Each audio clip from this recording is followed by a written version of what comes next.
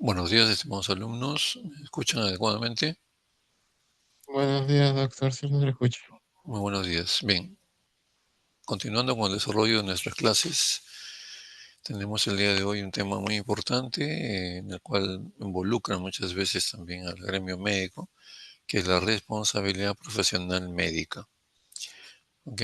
Y bueno, todavía seguimos rescatando, mejorando el archivo del tema de toxicología. De todas maneras, vamos a terminar al 100% el dictado de todas las teorías. Esta mañana desarrollamos el tema de responsabilidad médica y faltarían solamente ya dos temas, que es toxicología y psiquiatría médica, ¿correcto? Para que quede desarrollado plenamente nuestro eh, listado de teorías que está cronogramado en el sílabo. De todas maneras, estamos en ese objetivo.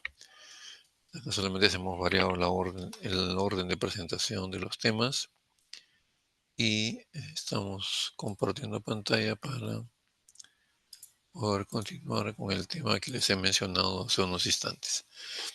Creo que están viendo ya mi pantalla, ¿verdad? ¿Están viendo mi pantalla? Sí, doctor. Ya, ok.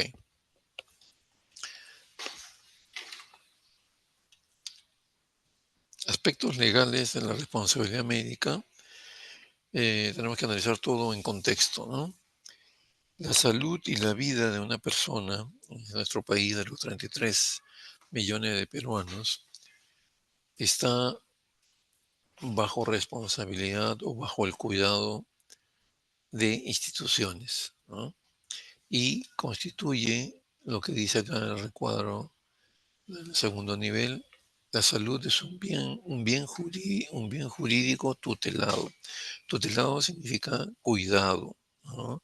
Que debe proveerse de la mejor manera posible los servicios que justamente vayan cuando la persona tiene su salud quebrantada, acude a los servicios de salud y debe proveérsele una atención garantizada en que no ocurran mayores problemas de complicaciones, ¿no?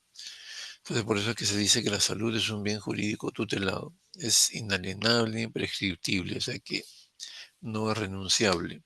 ¿Y quién debe cuidar? El Estado, a través de numerosas áreas o numerosas instituciones.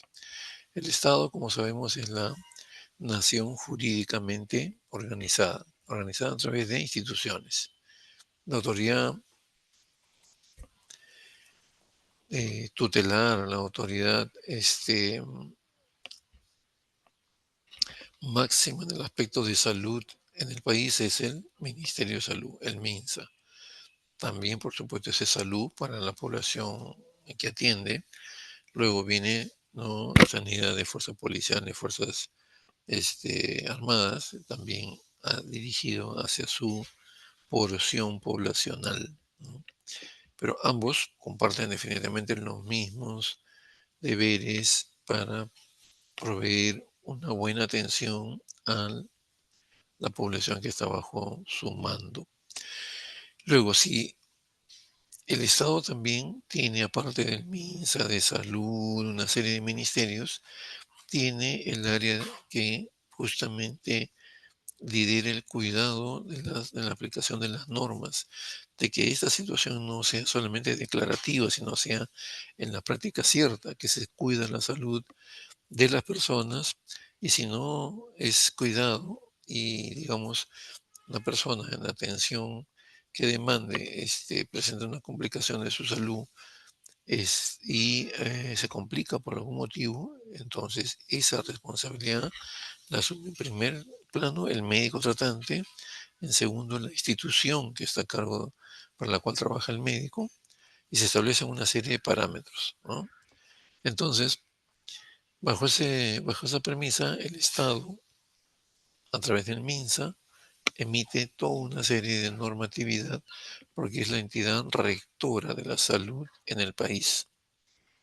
Todos los demás deben alinearse con lo que dicta el MINSA para poder ejecutar el cuidado de la salud, hacer, pues, acciones preventivas, hacer eh, como sean prevenciones, perdón, atenciones curativas y evidentemente tratar de que, digamos, poco a poco siempre los niveles y los estándares de atención en salud se eleven cada vez más. Cuando ocurre algún tipo de inconformidad, entra a tallar a la parte del derecho, ¿no? Derecho penal y derecho civil. Derecho penal, cuando se busca demostrar que el médico ha cometido una falta grave, y eso está catalogado dentro de nuestro Código Penal, que se hará si se demuestra técnica científicamente que intervino en esa prestación de salud al paciente, la operó de algo, ¿no? Eso se fue complicando y finalmente fallece en un cortísimo tiempo. Entonces, esa persona es la responsable directa de brindar la atención dentro de los parámetros adecuados fijados por las instituciones. Entonces, si se llega a la conclusión que realmente se ha cometido un delito, que tu atención ha sido directamente relacionada a la muerte del paciente, entra a tallar la parte de lo que es sanciones ya penales. Es probable, ante la intensidad del delito, que esa persona, ese profesional, vaya a la cárcel, o sea, desde el punto de vista penal.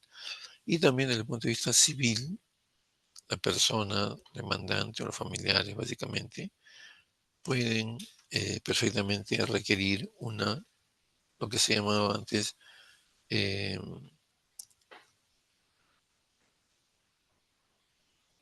actualmente se llama reparación civil, pero antes se llamaba una indemnización, ¿cierto? Evidentemente la persona, su salud, su vida no tienen precio, pero busca un poco reparar el daño ocasionado desde el punto de vista médico, el que se establezca una compensación desde el punto de vista civil, una reparación civil o también llamada reparación civil. Entonces, estas áreas del derecho se encargan de eso. Por otra parte está el respeto a la dignidad que siempre debemos tener al paciente, ¿no?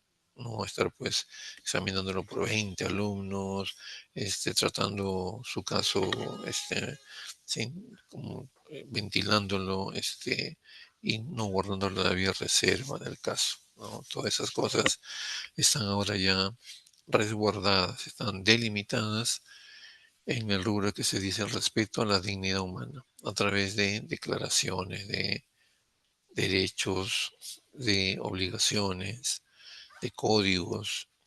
Por ejemplo, en esta parte derecha del organigrama, ¿no? El código de Nuremberg es un código que se estableció en aras de resguardar la salud, la vida del paciente, y que si es que la persona aceptaba libremente, después de aplicar el consentimiento informado, participar en un estudio de investigación, se tenía que explicar las ventajas y también las desventajas para que la persona esté, digamos, ahí preservada en este sentido y garantizada de que se le va a dar una atención dentro de los cánones de ética y respeto a su integridad y a su salud. El código de Nuremberg salió por los abusos, se estableció por los abusos establecidos por el doctor Mengele. Si ustedes recordarán, en la Segunda Guerra Mundial se hacían experimentos como si fueran pues cobayos, como si fueran conejos de laboratorio, con la cantidad, miles, millones de judíos que hubo víctimas de la Segunda Guerra Mundial. Entonces, sin tener en cuenta nada ético, nada moral, nada situación de conciencia, nada, absolutamente nada. Entonces, esto se puso un coto a este tipo de situación. Se van desarrollando una serie de declaraciones de Helsinki, de declaraciones de Ginebra sobre lo que es derechos humanos, ¿no? Y así aparecen los primeros códigos de ética y de ontología, ¿no? A nivel latinoamericano, a nivel Perú, el Colegio Médico tiene su declaración.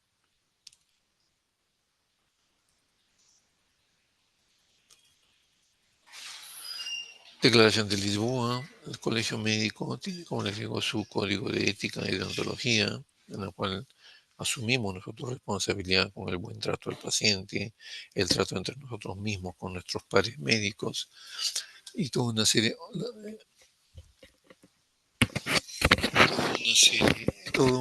de declaraciones con respecto también a los derechos de los pacientes. En los últimos años, en los últimos 10 años por lo menos, ha ido en crecimiento toda una serie de documentos que se han sacado para que se respeten los derechos de los pacientes. Porque antes casi no existían. ¿No? O sea, la palabra del médico era, como se dice, la santa palabra. Era algo que él es el que tenía la última palabra. Eso era inamovible, ¿no? Es verdad, inamovible lo que decía el médico con respecto a lo. Eso ha cambiado, la concepción de eso ha cambiado totalmente, ¿no? Entonces, eso nos obliga a tener mucho más cuidado con la vida y la salud de los pacientes, ¿no? Eso nos obliga a eso y poder garantizar un adecuado cuidado, un adecuado trato al paciente en el desarrollo de los actos médicos, ya sea la parte clínica, ya sea la parte quirúrgica o clínico-quirúrgica.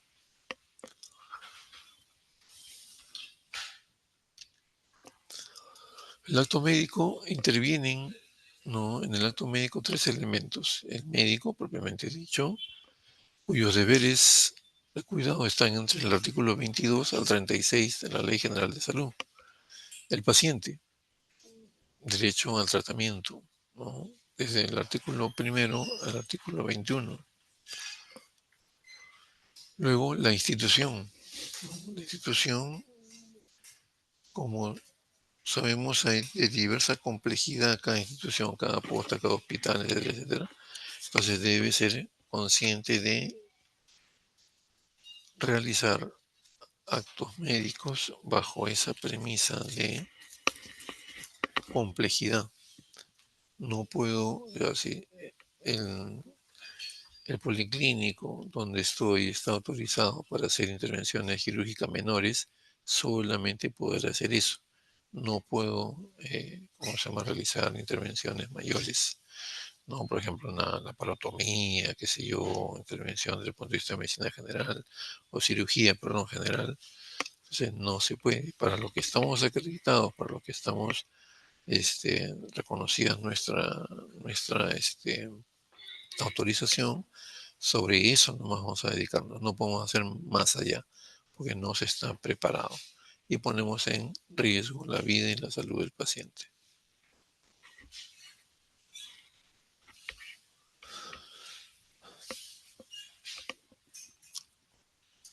Entonces, la institución tiene deberes también de proveer, tiene deberes de provisión, de proveer que las condiciones mínimas necesarias para que el acto médico se desarrolle de la mejor manera posible. Una adecuada infraestructura, adecuados equipos, adecuado instrumental, ¿no? Etcétera, etcétera. Entonces, eso ya está establecido plenamente. Entre los artículos 37 al 48 está adecuadamente. Entonces, adecuadamente tenemos que brindar la atención y esto está ya parametrado en la misma Ley General de Salud de acuerdo a la institución. Se comete algún error desde el punto de vista médico, inmediatamente se hace responsable también, no solamente el médico, que es en primer lugar, sino la institución. En segundo lugar, como un acto de tipo, es el tercero solidariamente responsable, le llaman, ¿no? Porque puede haberse debido a que si la institución no ha garantizado que el acto médico se realice de la mejor manera posible, también tiene responsabilidad. Por ejemplo, como le digo, infraestructura inadecuada, poner al médico en uso de equipos e instrumental obsoleto o que no se le ha dado el mantenimiento adecuado, qué sé yo, ¿no? O sea, vamos a poner, está oxidado algún equipo, algún instrumental. Y eso está completamente mal. Luego, entonces, tenemos esos tres componentes del acto médico. El médico, con sus deberes de tratamiento, deberes de cuidado hacia el paciente, el paciente con derecho que tiene al tratamiento y al buen trato, y la institución con sus deberes de provisión, proveer a los médicos las mejores condiciones posibles para que se realice el acto médico. Las fases del acto médico están relacionadas, están resumidas en la estructura de una adecuada historia clínica, la anamnesis, que sabemos indefectiblemente que cuál es la razón y los mejores datos para que haya una buena anamnesis, ¿no? Comenzando por tener un nombre, apellido. eh,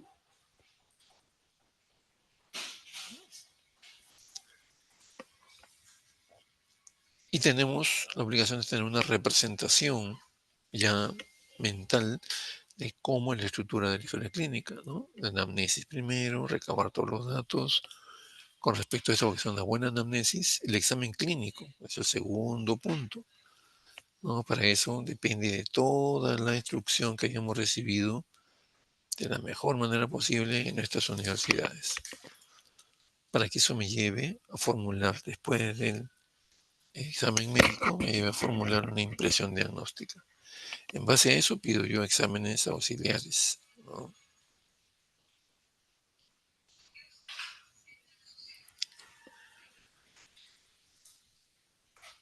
El examen clínico se hace poniendo todos nuestros conocimientos, nuestra experticia, nuestro estilo, de acuerdo a los conocimientos que tenemos y volcarlos en beneficio del paciente. Luego de ahí realizamos con una impresión diagnóstica. Eso me da pauta para abrir ya el tercer componente, que son las indicaciones, ¿no?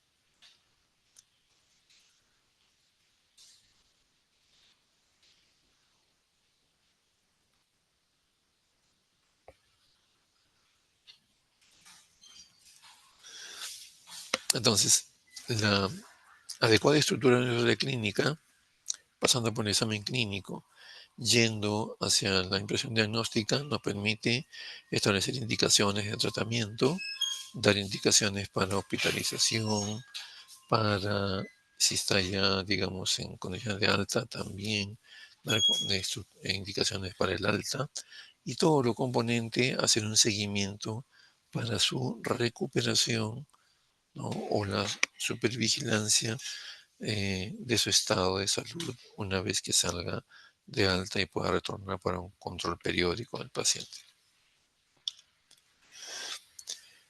Mencionábamos que a través justamente de todas esas declaraciones, códigos que hemos visto, con el correr de los años, los pacientes han hecho notar más su voz y han reclamado participación mucho más activa mediante, por ejemplo, asociaciones de las patologías más comunes, por las asociaciones de pacientes diabéticos, de pacientes renales, qué sé yo, ¿no?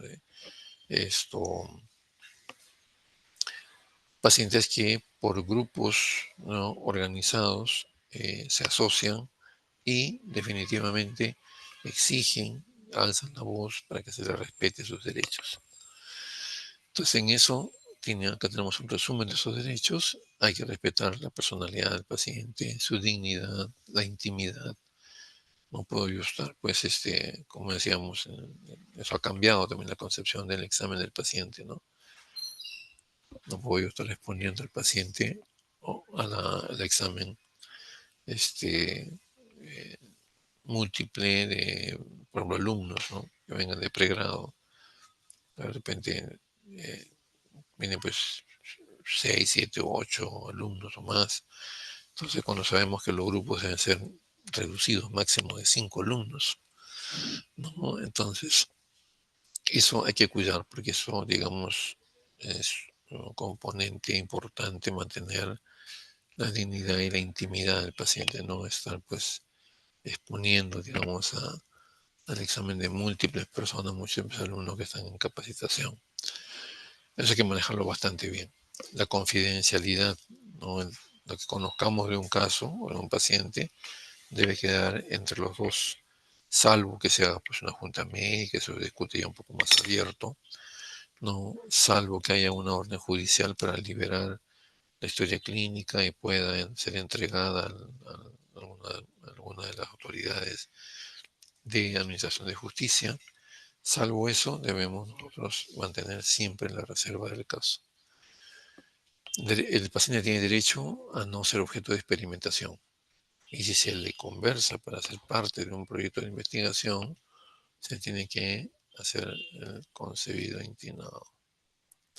Debe ser completamente participado si se quiere involucrarlo en un proyecto de investigación y debe mencionársele a través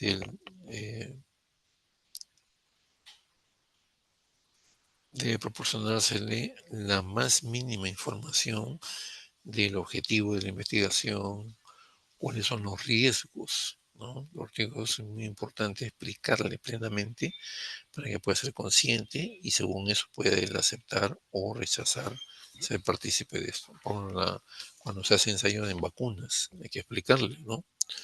Los efectos secundarios, las complicaciones, ¿no? Eso es importantísimo en ese sentido. Tiene derecho a no ser discriminado en razón de su enfermedad. Cuando recién aparece el HIV, pero eso es un motivo de estigmatización del paciente, más que ha marcado por toda su vida. Tiene derecho a ser informado completamente, en forma continuada sobre su enfermedad.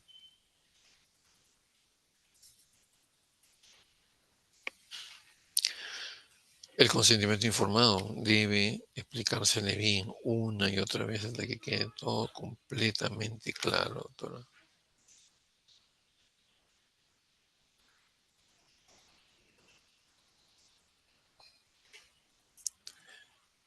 Tiene derecho también el paciente a recibir atención de emergencia. Hemos escuchado muchas veces casos en que ella no quiero atender emergencia, a pesar de que yo, por ejemplo,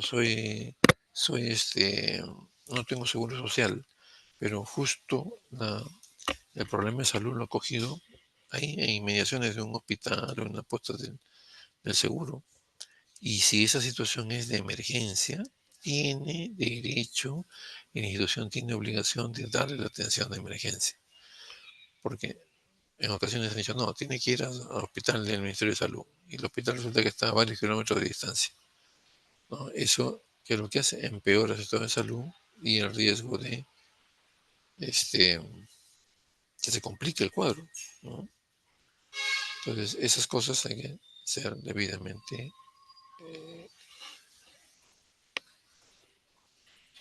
cautos, responsables en la evaluación del paciente y su cuidado respectivo. Y así como ven, ustedes hay una serie de puntos que constituyen derechos del paciente.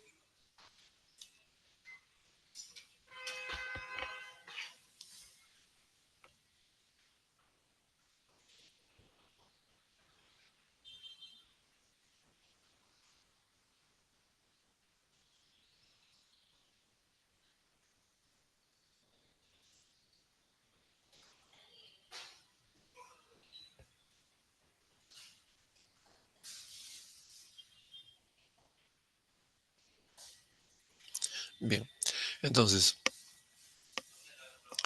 los deberes de los médicos.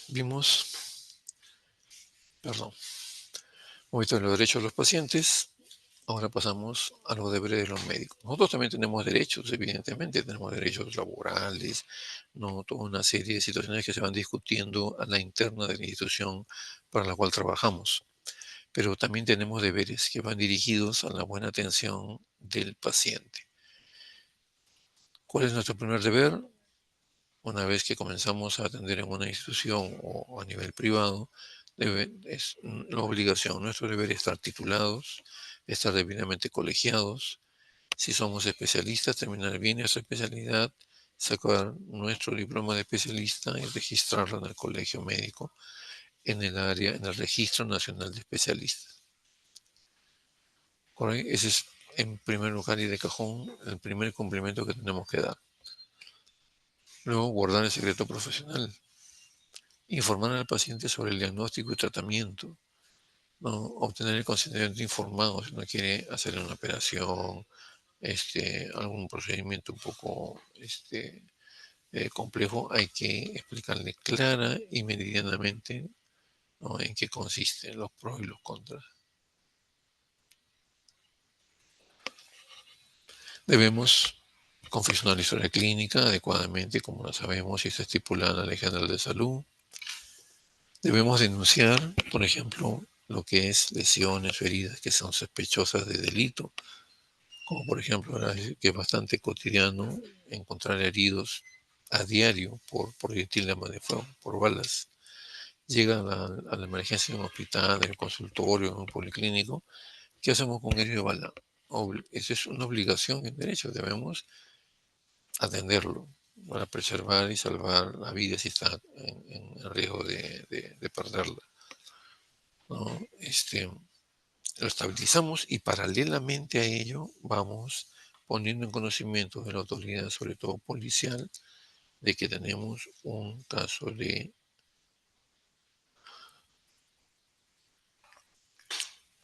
Debemos poner en conocimiento entonces de la autoridad policial, y la autoridad policial ya comunicará a la fiscalía de la jurisdicción todo ello, ¿no? Vienen alguien herido por bala, herido por arma blanca, con heridas contundentes, contusas, etcétera, etcétera. Todo lo que sepamos desde el punto de vista médico legal que debe ser puesto en comunicación inmediata con la autoridad policial y las autoridades, los operadores de justicia que van a comenzar a investigar ese caso. Entonces, eso es definitivo, ¿no?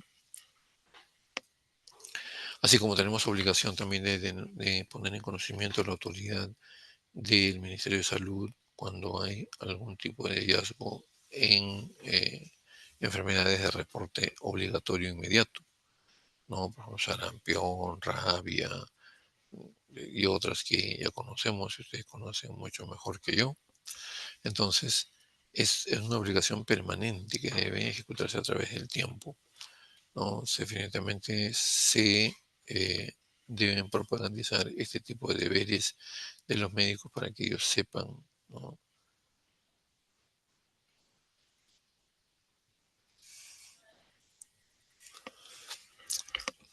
Luego, expedir el certificado de defunción. Justamente para eso hemos hecho una clase y debemos estar permanentemente preparándonos para que nos salga bien redactado el certificado de defunción. Organizar bien las causas de muerte, ¿no? Hay algunas universidades que todavía faltan que programen su clase sobre el certificado de defunción, porque no todos lo están haciendo así como la Ricardo Palma, ¿no? Eso da mucha experticia en cuando llegue el momento en que salgan ustedes ya como médicos, estén titulados, han hecho residencia, etcétera. Entonces, la posibilidad es cada vez más alta de tener pacientes que no evolucionen bien, de,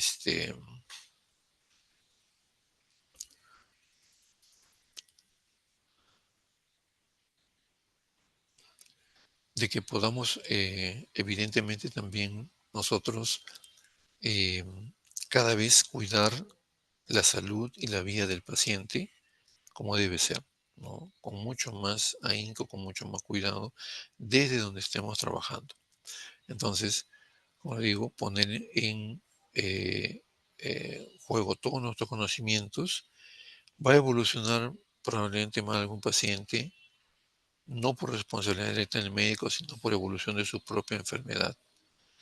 Entonces fallece y ahí tenemos la obligación de confeccionar y expedir el certificado de defunción. Y para eso debemos estar preparados. Se les ha hecho la clase, se les ha pedido que estén practicando, en el seminario mismo también, y eso es un permanente ejercicio para poder encontrar y establecer las causas de muerte adecuadamente concatenadas y hacer un buen certificado de defunción.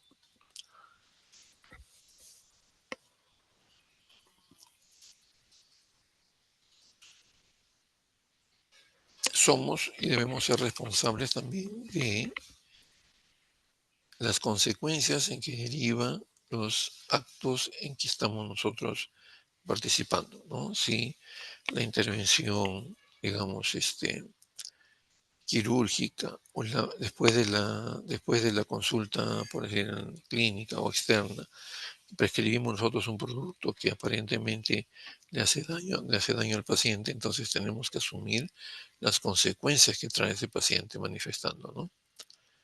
De repente, por no haberle explicado bien que ese medicamento podría tener manifestaciones secundarias, ¿no? De repente no le hemos tomado bien los antecedentes en cuanto a alergia a algún medicamento u otro medicamento. Entonces, todas esas cosas no debemos dejarlas pasar, debemos siempre tenerlas en cuenta. Y ahí, como les digo, tienen una lista larga de deberes de los médicos que tenemos que cumplir sí o sí. Deberes de los establecimientos de salud, ¿no? Cumplir con la acreditación, atender y dar toda la atención debida de acuerdo a la acreditación y al nivel que tengan. Prestar atención de emergencia si es que amerita, ¿no? No podemos nosotros decir a un paciente que no sea, por ejemplo, del Seguro Social, si trabajamos para el Seguro, no, que se vaya a un hospital del Ministerio. Si la condición es de emergencia, está con riesgo inminente de perder la vida, hay que darle. Después la parte ya administrativa y todo lo demás se va solucionando, pero la obligación del establecimiento de salud es dar la atención correspondiente de emergencia, ¿no? Si tuviera evidentemente este servicio. Luego, poner en conocimiento y denunciar todo acto o toda lesión que llegue presuntamente relacionada a algún delito, ¿no? Eh, a través de la dirección, entregar el informe de alta, la epicrisis. Si el paciente solicita la historia clínica, hay que dársela porque evidentemente es digamos, un copropietario de la historia clínica, el paciente, y está en resguardo de la institución, básicamente, ¿no? Si pide una copia, hay que dársela. Un par de minutos y nuevamente estoy con ustedes, por favor, ¿eh?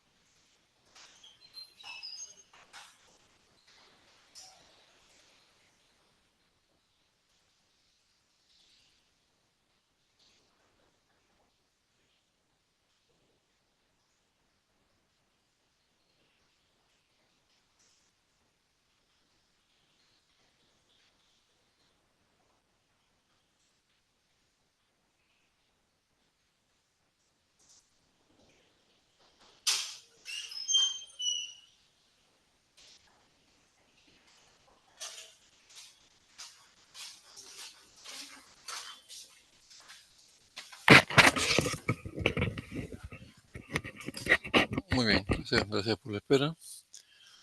Ok, entonces, como decíamos, los establecimientos de salud son también responsables y intervienen fundamentalmente en el desarrollo de un acto médico, ¿no?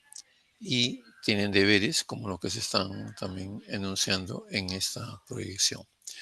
Son solidariamente responsables cuando se comete algún tipo de negligencia, imprudencia por parte de los médicos que trabajan en los respectivos establecimientos, porque puede caber la perfecta posibilidad que esa negligencia, esa imprudencia haya sido consecuencia de que no hayan tenido, por ejemplo, los equipos, los instrumentos adecuados para dar y brindar una atención adecuada, que no hayan tenido la infraestructura adecuada y se les esté pues prácticamente obligando a trabajar en ese tipo de condiciones. Entonces, esa es parte de la responsabilidad también de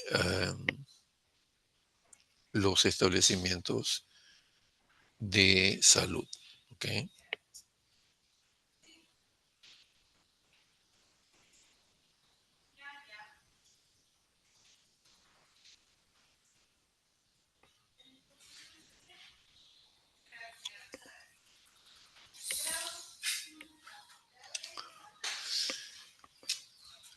La responsabilidad profesional en líneas generales, dentro de las cuales también está involucrada la responsabilidad médica, ¿no? Viene de este concepto, ¿no? El concepto dice, el concepto es la calidad de responsable y la obligación de reparar y satisfacer por sí mismo o por otro, por intermedio de alguna institución, toda pérdida, daño o perjuicio que sea ocasionado. Implica aceptar las consecuencias de un acto realizado con capacidad, con voluntad y dentro de un marco de libertad. Se supone que hay una relación contractual o no contractual con el paciente, porque muchas veces uno llega al hospital que sacar una cita, una veces no escoge necesariamente al médico, pero el médico que le toca al paciente es obligación de atenderlo y el paciente también obligación de pasar por la consulta con ese médico. Entonces, ya desde ese inicio hay una relación con este médico-paciente. Si producto del acto médico o del desarrollo de la atención hacia el paciente se produce un daño, ¿no? Por ejemplo, tengo que hacerle un procedimiento, la extracción, ¿cómo se llama? ¿Qué sé yo? Hasta de una uña, o extracción de un cuerpo extraño, qué sé yo, de un lipoma, que son cirugías menores, o ya una cirugía más programada, eh,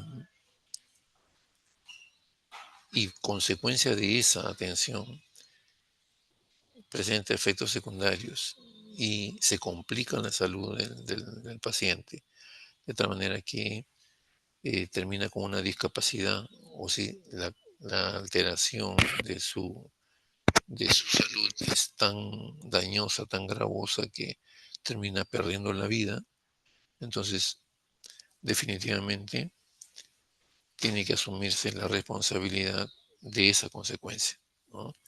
De ahí por eso el concepto de que hay una responsabilidad profesional. Desde el punto de vista médico, vamos a revisarlo, y desde el punto de vista de otras profesiones también. Un arquitecto, un ingeniero es responsable de la obra que se compromete en levantar, una casa, un edificio, un condominio, ¿no? Ahora que están de moda los movimientos sísmicos, se supone que una empresa, una firma de arquitectos e ingenieros debe edificar una casa, un edificio, etcétera, de acuerdo a las condiciones del suelo de cada espacio de la ciudad y debe garantizar de que esa construcción soporte un movimiento sísmico, por decir, por encima de 8 grados, entre 8 y 9 grados, que es lo que se está anunciando en el gran terremoto que debe venir en cualquier momento en Lima. Pero si, por ejemplo, la casa que construyó parece muy bonita, funcional, todo, y de repente pues se ha rajado completamente o se ha venido abajo un segundo piso, tercer piso, solamente con el movimiento de 6.1 que hubo el domingo, el Día del Padre. Entonces, algo está pasando. Esos ingenieros, esos arquitectos deben ser responsables de esos daños que se han producido. Si se han producido daños personales, con mucha más razón, ¿no? Pero debe ser responsable. ¿Cómo es posible que se supone que dentro del convenio, el contrato de construcción, se garantizaba que esa construcción era con componentes antisísmicos y que tranquilamente podía soportar más allá de 8 grados? Entonces, eso no está bien. Hay que investigarlo y establecer la responsabilidad de estos profesionales, ¿no? Entonces, todo que hacer en la vida, toda profesión, tiene responsabilidad después de que se producen los actos propios de esa profesión, ¿no? Elementos que son componentes en la responsabilidad profesional son tres: acción u omisión. La voluntad que de hecho existe en la atención con el paciente y el que haya hecho el profesional en general, ya sea médico o no, lo que haya hecho o lo que haya dejado de hacer choque con alguna norma, con alguna ley, sea de efecto antijurídico. Cuando nosotros realizamos acciones en nuestra profesión, o sea, establecemos un acto médico con un paciente y realizamos un acto médico y de repente no hemos medido la consecuencia de la intervención, se puede producir un daño. Pero también la otra posibilidad, cuando vamos a intervenir a un paciente, siempre lo hacemos, ¿no?, con cualquier procedimiento o una intervención quirúrgica, con un protocolo, con una guía de intervención, ¿cierto? La cual da ciertas pautas para poder realizar propiamente el acto médico. Pero muchas veces nos parece, digamos, irrelevante que si la guía de procedimiento me dice que debo cumplir 8 pasos, yo considero por propia experiencia que los últimos dos, el 7 y el 8, están por gusto, no sirven para nada. Entonces simplemente no los cumplo. Llego hasta el paso número 6. 7 y 8 se queda ahí nomás. Entonces estamos omitiendo. Entonces ahí viene la expresión que se ponía en la primera línea. Cuando yo hago algo, o sea, acciono sobre el paciente y se produce un daño, tengo que hacerme responsable de reparar ese daño. Si yo omito algo, ¿no?, el procedimiento me decía que tenía que recorrer 8 pasos y yo solamente recorrió 6, y producto de ello se presenta una complicación, hay daño en el paciente, tengo que asumir esa responsabilidad. Correcto, entonces eso es el primer punto y el primer elemento de la responsabilidad profesional: el que haga algo o deje de hacer y eso provoque un daño como consecuencia. Segundo, la voluntad, ¿no? Y tercero, la antijuridicidad, ¿no? O sea, que choque contra una norma, eh, algún tipo de situaciones, como les digo, que están ya pautadas.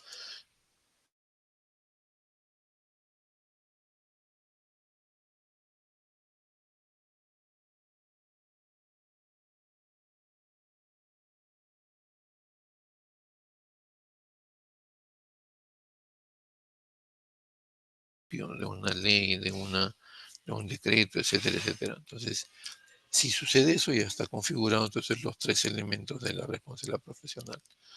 Se dejó de hacer algo, o sea, qué sé yo, eh,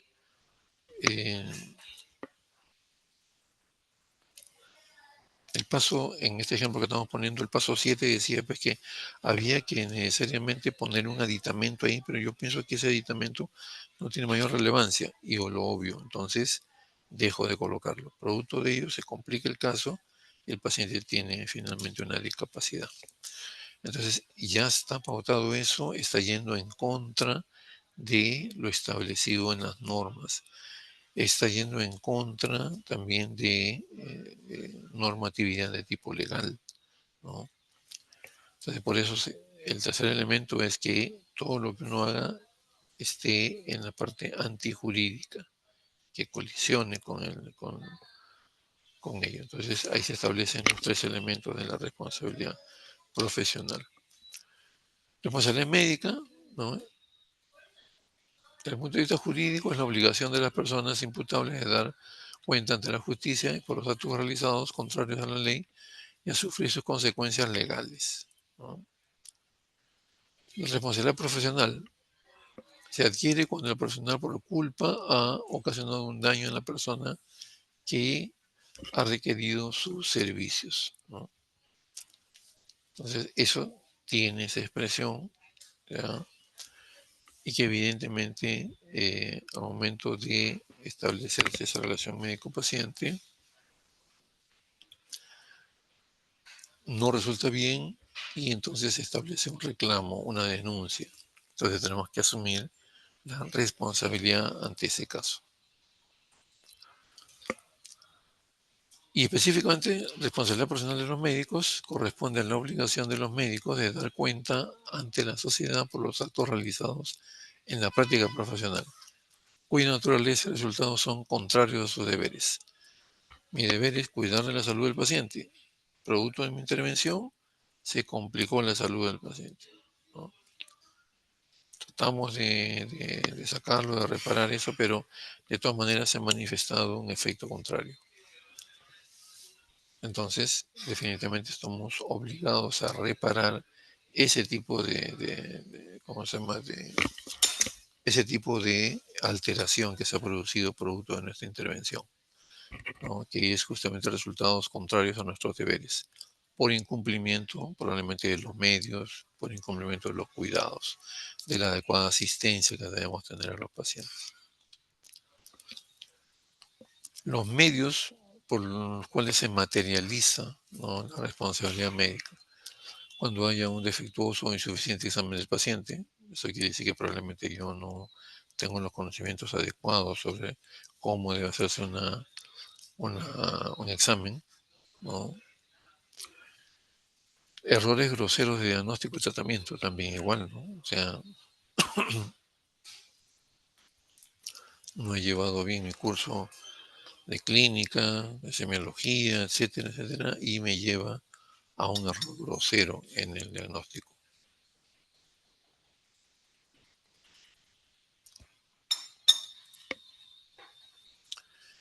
O también el efecto dañoso causado puede ser debido al uso indebido o en mal estado de aparatos, instrumentos o de medicamentos.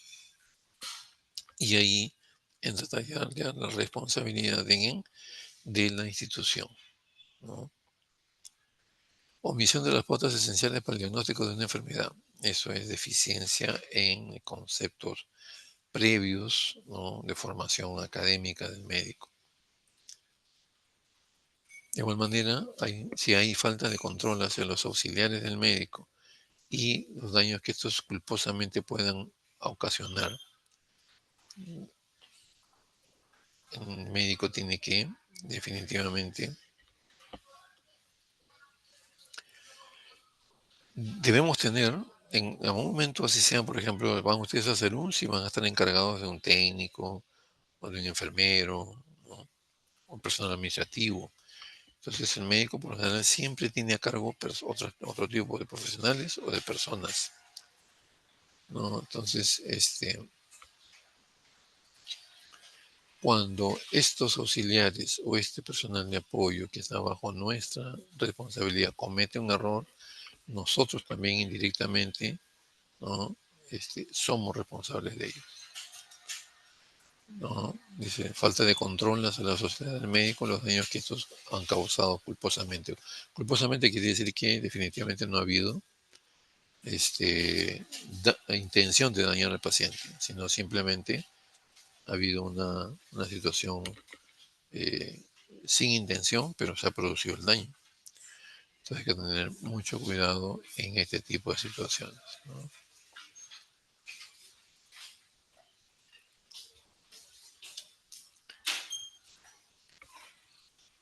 Debemos demostrar cuando siempre ocurre un daño producto de la atención de un médico hacia su paciente, debemos buscar que ese daño esté ocasionado por algo, o sea, haya tenido una causa previa.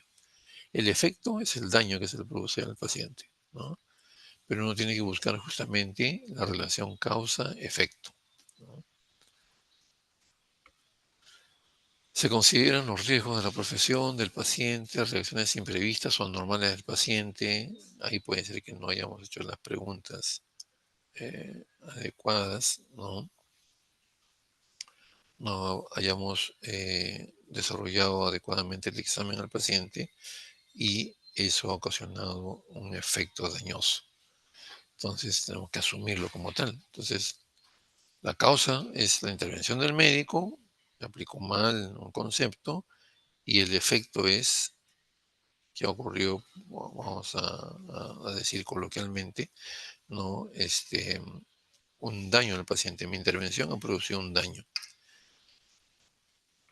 No he, durante la atención al paciente, no he preguntado adecuadamente sobre, por ejemplo, alergias, ¿no? Y recomiendo yo un medicamento al cual es alérgico el paciente. Esa es mi responsabilidad. Tengo que asumir, ¿no? De que ese tipo de reacción ha sido porque no he afinado bien el detalle de obtener los antecedentes patológicos. Y si hubiera conocido mucho mejor esa parte, no hubiera prescrito este medicamento que era inadecuado, ¿no?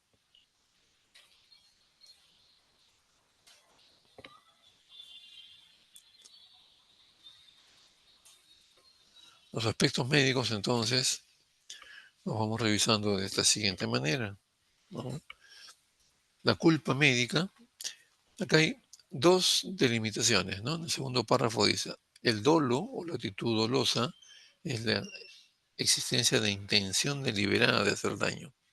Ya hemos puesto ejemplos, ¿no? El médico que se dedica a hacer abortos, él sabe que va a matar al producto de la gestación, ¿no? Y va a cortar la gestación, va a recibir una compensación económica por eso. Pero él tiene pleno conocimiento. Entonces, si hay intención de dañar al producto de la gestación, eso es doloso. Y eso tiene una eh, pena o sentencia desde el punto de vista penal. Te vas a la cárcel. En cambio, la culpa es la falta de intención, pero se ocasionó el problema. ¿Ya?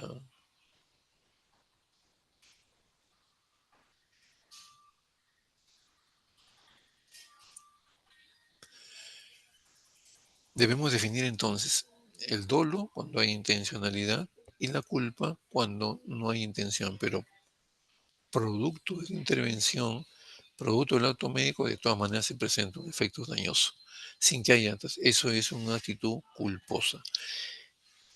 La gran mayoría de intervenciones médicas que son denunciadas por presunta negligencia, presunta responsabilidad, se maneja en el ámbito de la culpa. Siempre ha sido una situación de tipo culposa, pero no exime de castigo o de, evidentemente, sanción al médico, ¿no? Si fuera ese el caso. Pero es importante dejar, ¿cómo se llama?, establecido bien todo este tipo de cosas.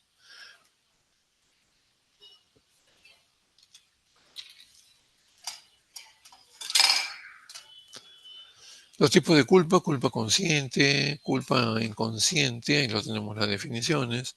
La culpa profesional es cuando se contravienen las reglas propias de una profesión, es decir, hay impericia, negligencia o imprudencia.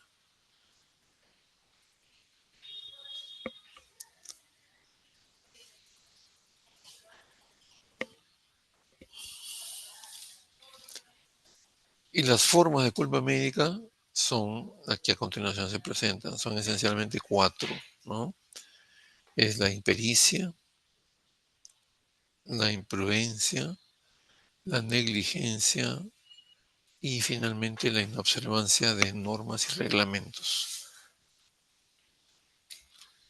La impericia es no saber. No fui a la clase del curso, no tomé nota, no he grabado la clase, no recuerdo muchas cosas, entraron a mi cabeza, salieron, ¿no? Lo importante es justamente verla.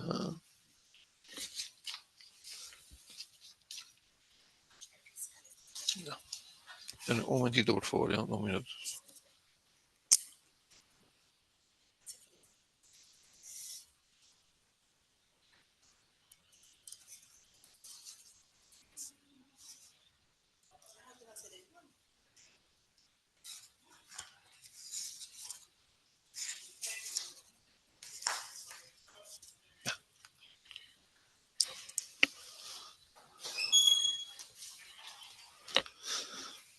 Ok, entonces hacíamos la impericia, es un tipo de culpa médica, en la cual es básicamente que no se aprendió las cosas en su momento oportuno y eso acarrea pues consecuencias, ¿no?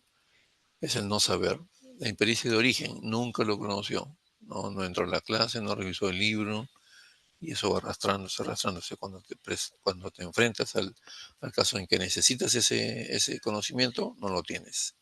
Entonces ahí cometes error que lleva a daño al paciente, ¿no? Por imperito, por impericia. La pericia del olvido. Aprendió, fue regularmente al curso, todo, aplicó medianamente y se olvidó. Y la impericia de práctica. Es una persona que ustedes han visto en la vida, no son teóricos, pero eminentes. Todo lo manejan desde la teoría.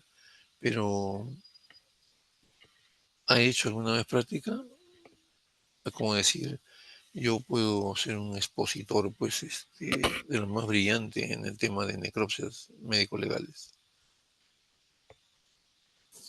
¿No? En cualquier foro. Pero dentro de las preguntas que me van a hacer después de la clase, y según su experiencia, en lo que es necropsias, te puede manifestar más o menos cuántas necropsias ha hecho y en base a eso, digamos, responder a otra siguiente pregunta. eh, y bueno, yo realmente no he trabajado muy a menudo en lo que es necropsia, todo, pero sí pertenezco al instituto, que eso que lo otro, ya comienza uno a salir, a salir, tratando digamos, de que eso no ocasione mayor alteración, pero es un teórico a 100%. Entonces la teoría siempre tiene que estar complementada por la práctica, ¿no? Es lo ideal y es lo necesario. Entonces la impericia está en estos tres elementos, ¿no? No ha sabido, nunca adquirió el conocimiento. La impericia de olvido, que adquirió el conocimiento muy levemente, pero no quedó fijado en la cabeza del profesional y se olvidó.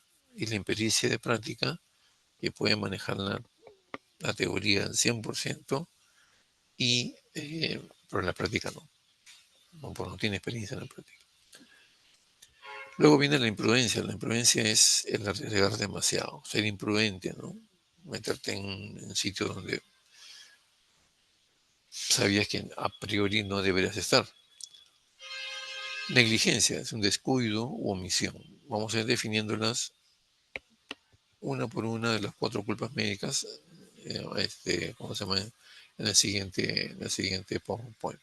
Negligencia, descuido u omisión. Y la inobservancia de reglamentos es el menosprecio de las normas. Pero no, a mí no me interesa, yo no obedezco el reglamento de la institución, ni mucho menos. Vamos a llegar a una nueva versión de un reglamento de trabajo, igualito, ¿no? La ignoro y sigo adelante. Es un menosprecio por las normas. Te vuelve más vulnerable a justamente vulnerar la norma, ¿no? Y se aplica pues la última línea que es los ojos no ven lo que la mente no sabe. Si yo no tengo un conocimiento bien fijado con respecto a digamos, algún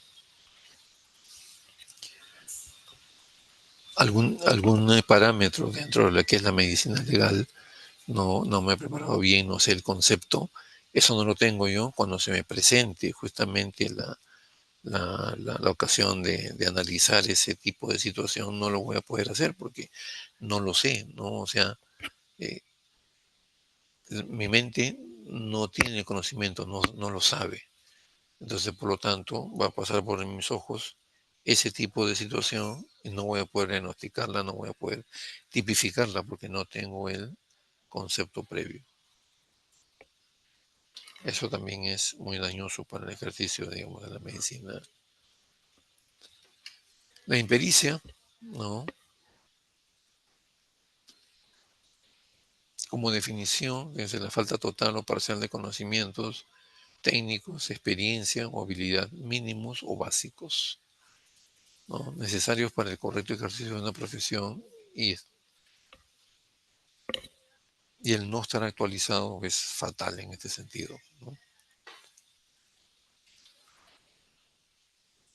Luego tenemos ejemplos, pueden haber muchos más, pero el primer ejemplo que se pone que parece increíble, pero ¿cómo va a ser que se confunda? Pero ha habido casos que están reportados, ¿no? Voy a ligar trompas de falopio y sale ligando intestino delgado. Aparentemente pues no debería confundirse, pero se ha confundido, ¿no? Errores groseros de apreciación, examen insuficiente del paciente, ese es otro problema, no está bien adiestrado el médico en su semiología, en su parte clínica, qué sé yo, en otras cosas que se ven comunes a las emergencias, en el área de traumatología, al menos básica. Entonces, no.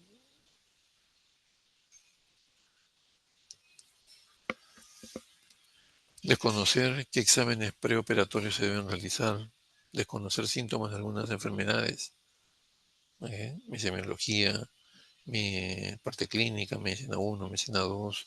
Entonces no lo llevo bien, no he acumulado los términos o los conceptos adecuadamente. Me va a ser difícil, digamos, catalogar cuando el caso esté delante mío. Entonces eso me va a hacer caer en impericia. La imprudencia, ¿no? Viene etimológicamente de, bueno,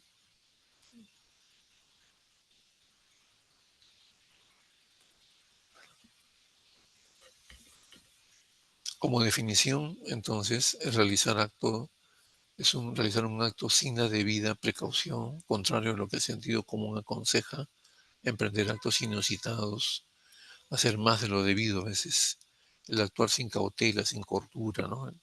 El atolondrado, el típico atolondrado, ¿no? Que es imprudente, hace una cosa, otra cosa. Con los ejemplos vamos a terminar de comprender esto. Ejemplo de imprudencia, miren, transfundir sangre sin establecer grupos sanguíneos primero. Primero hay que catalogar bien, ¿no? O muchas veces sangre que está contaminada. Ha ocurrido casos, ¿no?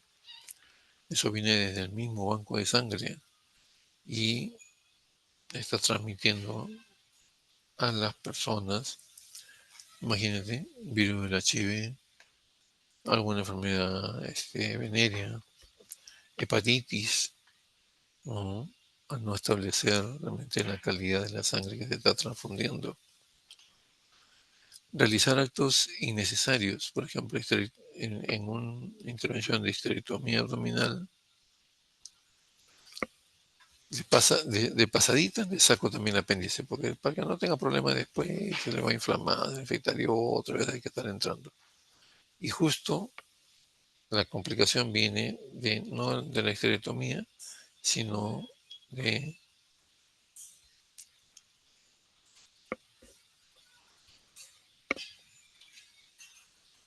las consecuencias vienen de no haber controlado adecuadamente, ¿no? Este tipo de situaciones, ¿no? La calidad del control de la sangre y todo ello, y está transfundiendo una sangre contaminada. Hay que establecer las responsabilidades en diversos niveles también. Eh, en el punto que dijimos, la histerectomía abdominal y sacamos el apéndice, justo casos que han sido reportados de esta manera, el caso se complica del área donde se extrajo la apéndice. Se infecta, no está supurando. Entonces, cuando se hace la revisión, de, oye, pero si esto no estaba planificado para retirarlo, entonces ahí hay un serio problema, ¿no? Hay un acto imprudente. Se ha hecho más de lo necesario, imprudentemente, sin comunicar de repente hasta al mismo paciente, ni a la institución, ni a nada, ¿no? Transmitir enfermedades contagiosas, ¿no?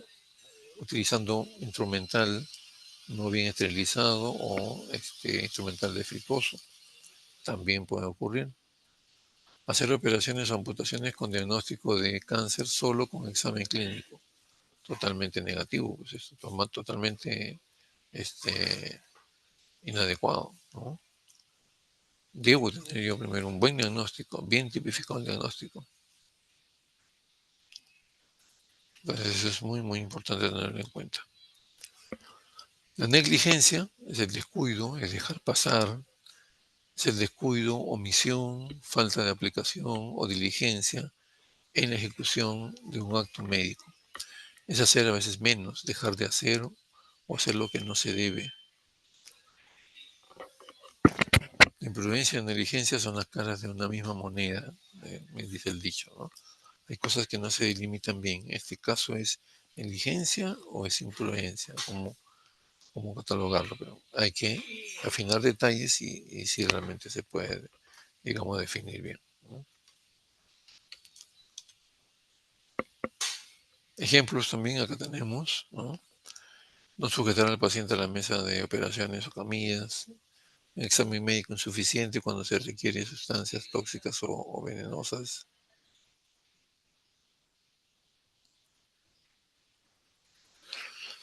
no controlar al paciente en el postoperatorio, este es un error garrafal, ¿no? Se supone que después de una operación, más aún si es una operación mayor, eh, el, el paciente debe ser, ¿no?, monitoreado en la sala de recuperaciones. ¿Y por quién debe ser acompañado? Normalmente es acompañado por la enfermera o por el médico anestesiólogo y esperar en la sala de recuperaciones que salga de todo efecto de la anestesia y recién de ahí poder ya establecer, digamos, pautas para su cuidado final, ¿no? He visto un par de casos en que he trasladado, lo dejan nomás ahí, bajo el cargo de una enfermera, no vigila bien el médico que vaya recuperándose de la anestesia, ¿no? Y producto de esa,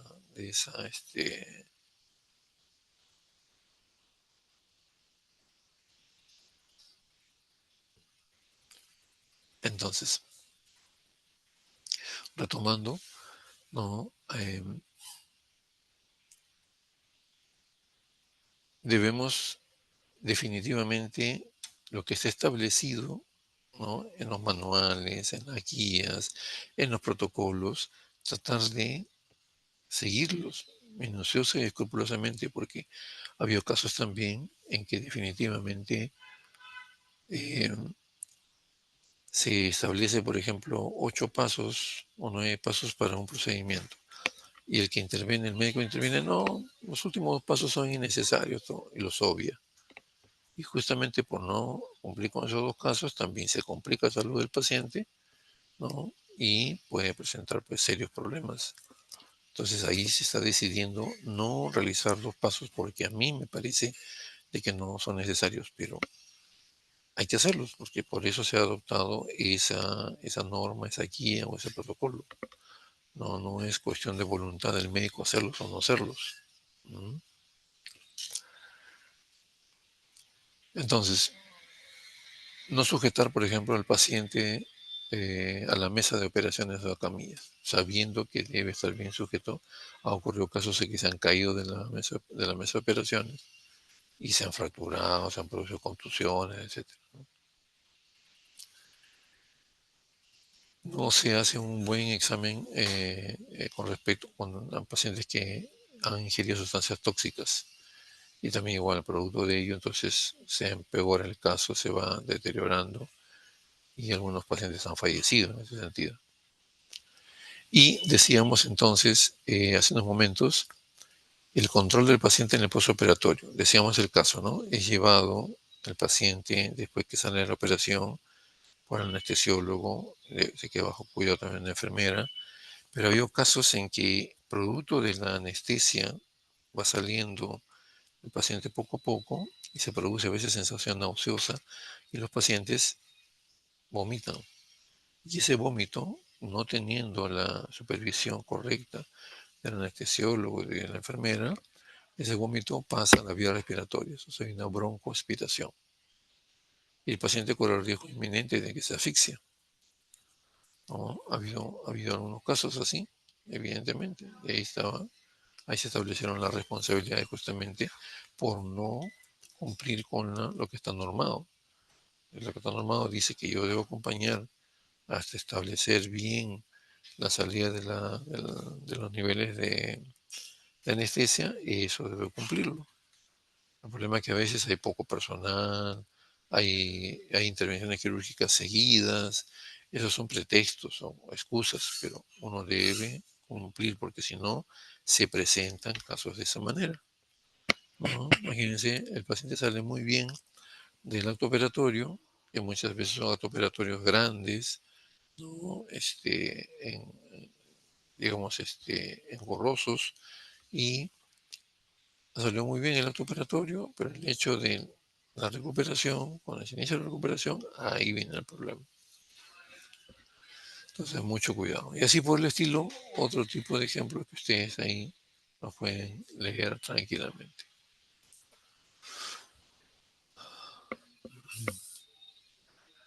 Atender un parto sin control en el estado del feto, totalmente erróneo, pues, definitivamente, ¿no? No concurrir al llamado en caso de emergencia. Si está en un establecimiento con servicio de emergencia, debe tener una estancia permanente, ¿no? Porque si no se complica también la situación, ¿no?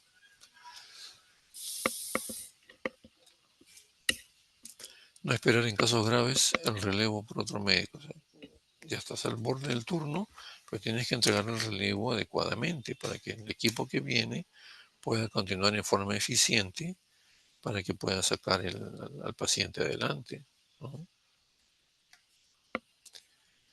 Omisiones o defectos y falta de evoluciones en la historia clínica. Esto sí es historia conocida, ¿verdad? Entonces, eso es un acto negligente. Tienen que terminar de evolucionar sus historias en el tiempo necesario, ¿no? Bueno, ahora, por la historia clínica, ya tiene una normatividad de que sea su contenido virtual. Entonces, si es así, hay que ir adecuando más bien a nuestras instituciones para que adopten esa forma y ya no estemos con la ruma de papeles, ¿no?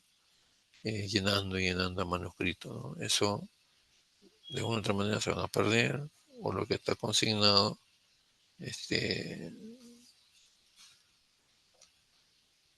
lo que está consignado ahí en los papeles se va a terminar por perder. En cambio, en la versión ya electrónica es más difícil que eso se pierda. Los datos están debidamente respaldados y debería, deberíamos apuntar a eso, ¿no? A ya no tener casi nada de lo que es papel en aras de la ecología y todo ello, y también, evidentemente, por la seguridad de los datos a nivel electrónico. En observancia de normas y reglamentos, es decir, no me interesa lo que está normado, es el incumplimiento de una exigencia o orden verbal o escrita dispuesta por un superior, con la finalidad de prever un daño en el paciente.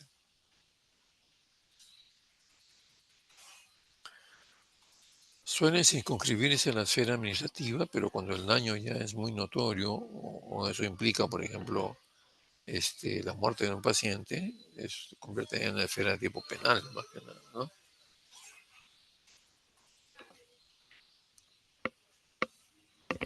Ejemplos. La historia clínica está pautada como debe hacerse todo, hay omisiones serias de esto. También se convierte en observancia de normas y reglamentos. Abandono del puesto de trabajo dentro del horario laboral. Por ejemplo, han sucedido varios casos en que se ha denunciado de que el jefe de guardia del servicio de emergencia desaparece. Lo buscan literalmente por todo el hospital y no lo encuentran. Y se aparece después de 2 horas. En ese interín, él como jefe de guardia debió firmar órdenes de hospitalización, órdenes de alta, ¿no? Mencionó así, digamos, el-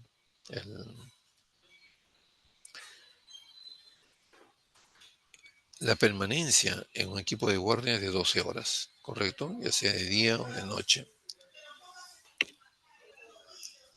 Cuando tienen que salir fuera del servicio, tienen que dejar un reemplazo o avisar al jefe de guardia, el mismo que no se puede desaparecer por ningún motivo. Porque ¿qué ocurre? Todo lo que se va generando en atenciones tiene que pasar por la avisación del jefe de guardia. Alguien quiere entrar a quirófano para una operación, debemos chequear la disponibilidad de quirófano y tener la autorización del jefe de guardia.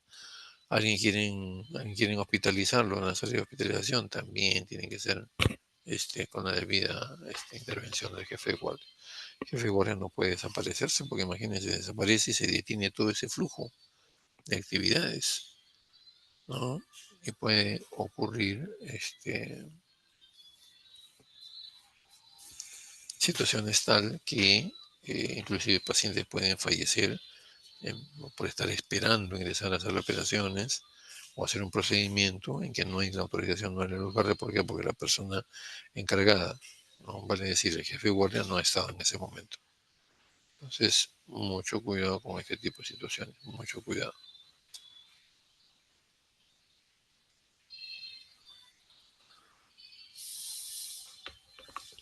Perdón, a ver.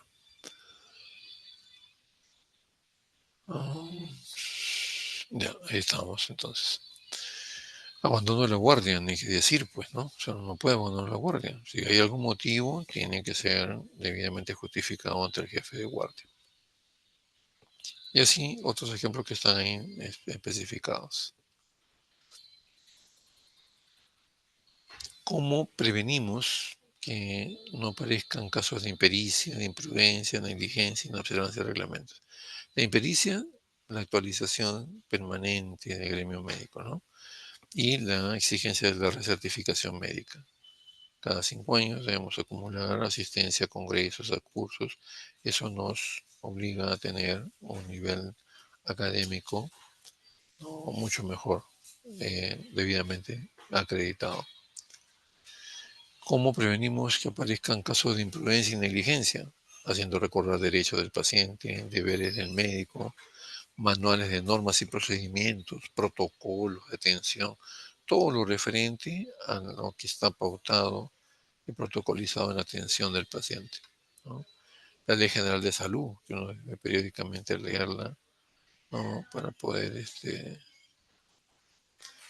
brindar una mejor atención a nuestro paciente. La Ley General de Salud debe permanentemente hacerse discusiones, conversatorios, para también igual tratar de repente de mejorarla, ¿no? La lectura del Código de Ética y Deontología del Colegio Médico del Perú, también, ¿no? Si es necesario mandar algún oficio, algún documento al Colegio Médico para que pueda organizar algunas reuniones con respecto a esto, sería de repente muy necesario, ¿no? ¿Y cómo evitamos la inobservancia de normas y reglamentos? Bueno, exigiendo el cumplimiento de las normas. Y también igual, o sea, ahora que todo es mayormente por vía virtual o por vía, digamos, electrónica, enviar a los diferentes correos, pues el manual de normas y reglamentos de la institución, ¿no? Código de ética, el colegio médico, etcétera, etcétera, ¿no? Para que uno, llegado el momento, pueda evitar caer en incurrir en falta, ¿no?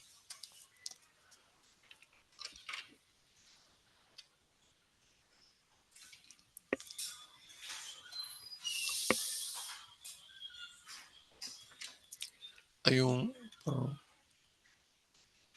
ya, entonces, hay un decálogo que se llama el médico responsable, hay 10 pautas ¿no? 10 consejos, ¿no? Para desarrollar mejor nuestra intervención como médicos y evitar definitivamente caer en errores que nos conduzcan a responsabilidad de tipo médica.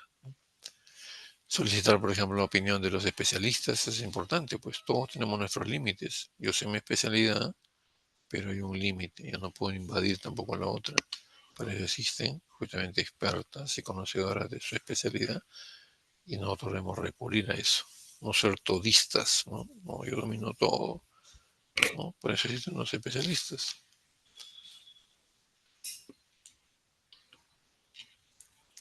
Uniformizar la labor del equipo médico, importante, ¿no? Supervisar las labores del personal auxiliar o subalterno que decíamos, somos responsables de lo que hacen ellos o dejan de hacer. Pero tiene que estar permanentemente también esto, permanentemente en ese afán, ¿no?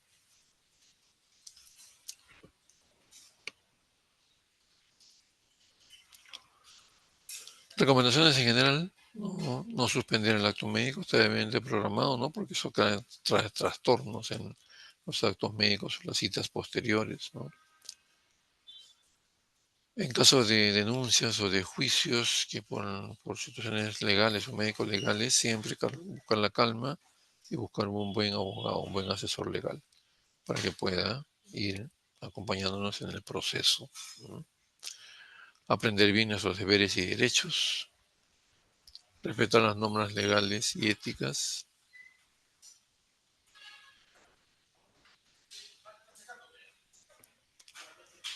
realizar reuniones de auditoría en los servicios para ir mejorando justamente todos estos temas, actualizarse en aspectos médico-legales, protocolizar atenciones, muy importante, ¿no? Todas esas recomendaciones son plenamente válidas. ¿A dónde nos lleva cometer un tipo de responsabilidad médica?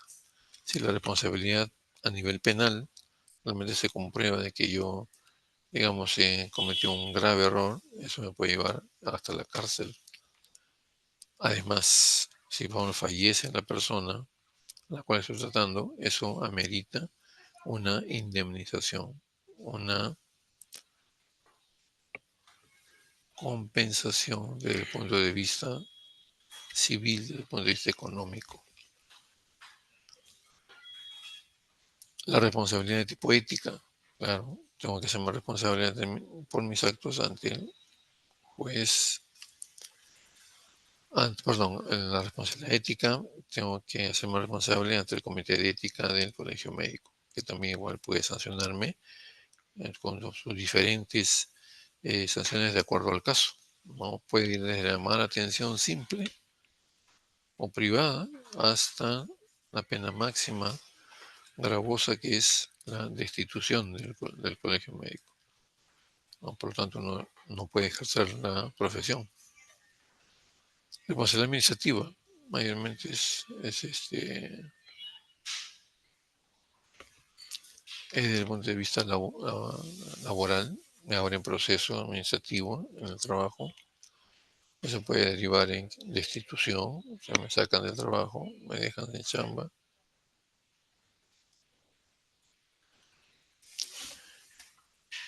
Y evidentemente la responsabilidad moral, ¿no? Mi conciencia siempre va a estar ahí acusando, ¿no? Si he hecho algo malo, yo y solamente yo soy el único que voy a saber eso. Y la sanción social, ¿no? Ya nadie va a querer operarse, pues, con un cirujano general que dejó una gasa dentro del abdomen de una señora. Eso se pasa pues como reguero de pólvora, esas noticias, ¿no? Entonces se hace mala fama ya, la mala fama. Y eso repercute en el ejercicio de tu profesión. Entonces vamos poco a poco eh, mirando hacia atrás, preveyendo las cosas, ¿no? Ya estamos incorporados en este tipo de situaciones, estamos yendo adelante, pero siempre buscar asesoría de alguien que sabe más que nosotros, asesoría médico-legal, ¿no? Entonces es muy, muy importante cumplir con este tipo de situaciones y reflexionar acerca de este tipo de situaciones. Muy bien, así que hemos llegado entonces. ¿Alguna pregunta hasta acá? ¿Todo está claro? Dejamos de compartir y vamos a pasar rápidamente a tomar lista.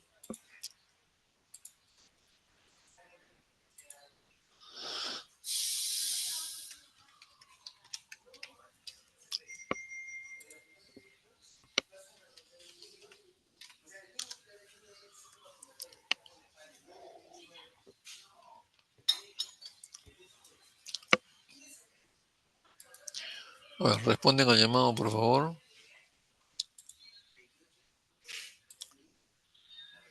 Hacha Santa Cruz. Presente, doctor. Buen Buenos- día. Aguilar. Presente, doctor, buenos días. Buenos días. Alba Chapitas. Presente, doctor. Buenos días. Buen día. Apasa. Presente, doctor. Buen día. Buen día. Arotinco. Presente, doctor. Buenos días. Buenos días. Ascona. Ascona Buenas tardes, Tenorio. doctor presidente. ¿Cómo está? Buenos días. Caja Lozada. Presente, doctor, buenos días. Buenos días. Ah, se me pasó. Cabello. Cabello Tenorio.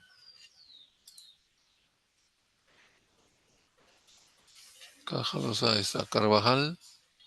Presente, doctor, buenos días. Buenos días. Castañeda.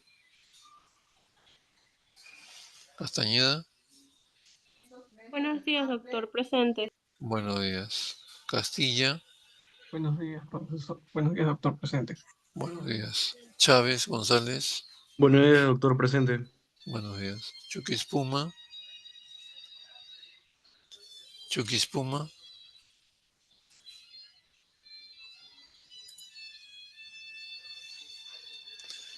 Cipriano. Buenos días, doctor, presente. Buenos días. Coyagua. Presente, doctor. Buenos días. Buenos días. Córdoba.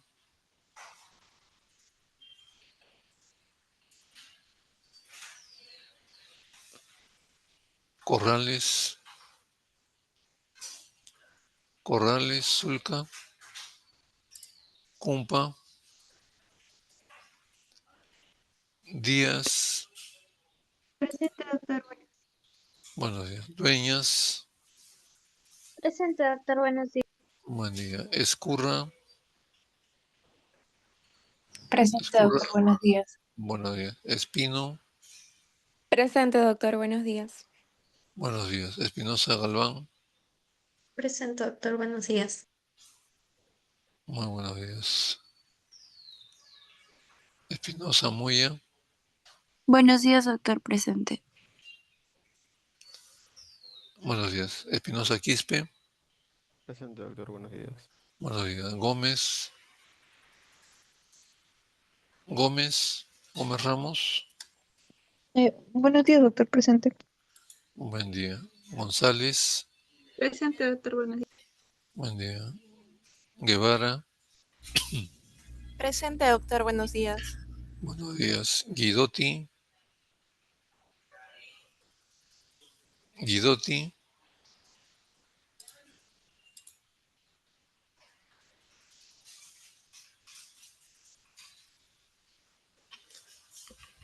Guidotti. ¿Dónde está? Herbias. Presente, doctor. Buenos días. Buenos días. Waxe. Presente, doctor. Buenos días. Buenos días. Jara. Jara Marengo. Buenos días, doctor. Presente. Buenos días. Jara Mesarina. Buenos días, doctor presente. Buenos días. Lara. Lara Luján. Lara presente, doctor. Buenos días. Buenos días. Laureano. Loriana presente, doctor. Buenos días. Buen día. Loaiza. Loaiza. Presente, doctor. Buenos días. Buenos días. Mamani. Mamani. Presente, doctor, buen día. Buen día.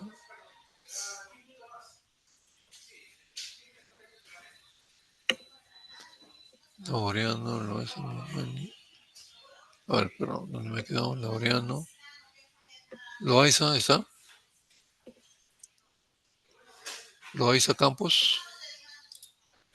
Presente, Mamani. doctor. Ya, Laisa ok, Capo. perfecto. Mamani también está. Presente, doctor. Buen día. Sí, sí está Buen presente. día. Ok. Márquez, Guamaní. Presente, doctor. Buen día. Martínez. Buenos días, Martínez, doctor presente.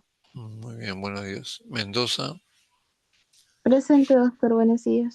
buenos días. Mesa, Aliaga, Presente, doctor, buenos días. buen día. Miranda, Presente, doctor. Buenos días. buenos días. Moriano, Presente, doctor, buenos días. buenos días. Mujica,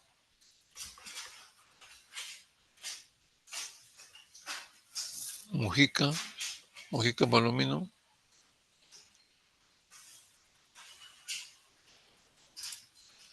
Nina Zárate, Presente, doctor. Buenos días.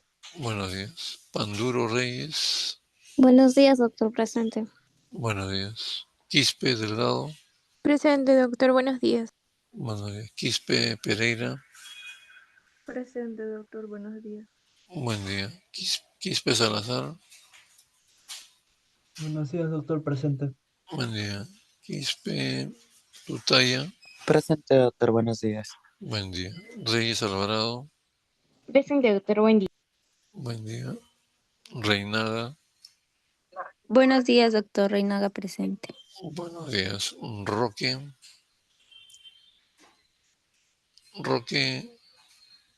Tomaya, ¿dónde está? Rubianes, Buenos días, doctor presente. buenos días. Rubina, Buenos días, doctor presente. buen día. Salazar,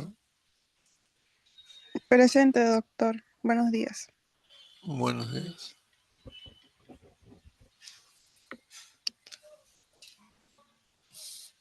Salomón, Presente, Salomón, doctor, buenos días. buen día. Sarabia, Presente, doctor, buenos días. buenos días. Tabuada, Taboada presente. Es que no lo escuché bien la primera vez. Taboada presente. muy bien, buenos días. Tapia, Presente, doctor, buenos días. buen día. Ticona, Ticona Zapana, Doctor, disculpe, mi compañera ha puesto presente en el chat, tiene problemas con el ya, audio. ok, listo. Trinidad, Presente, doctor. Buenos días. buen día. Ubiyus, Presente, doctor, buenos días. buen día. Ulloa, Presente, doctor, buenos días. buenos días. Valero, Valero Torres,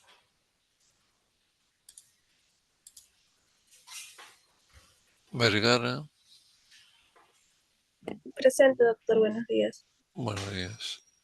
Vicencio, Presente, doctor. Buenos días. buenos días. Vilches, Presente, doctor. Buenos días. buenos días. Villanueva, Presente, doctor, buenos días. buen día. Vivanco, Presente, doctor. Buenos días.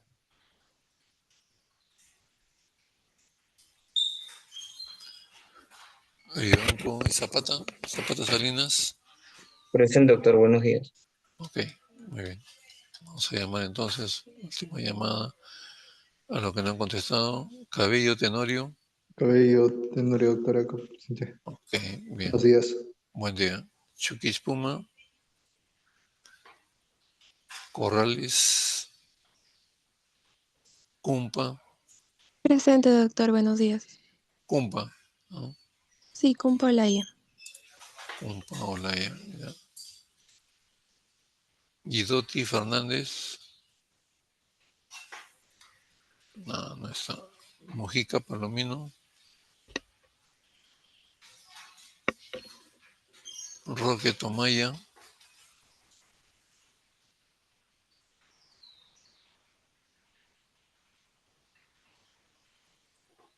Valero. Ok, bien. Ahora vamos entonces. Sí, Buenos días, disculpe. sí. Córdoba Tamayo presente. A ver, vamos a ver. Córdoba.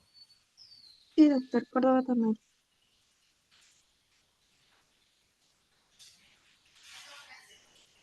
Ya, ok. Muy bien.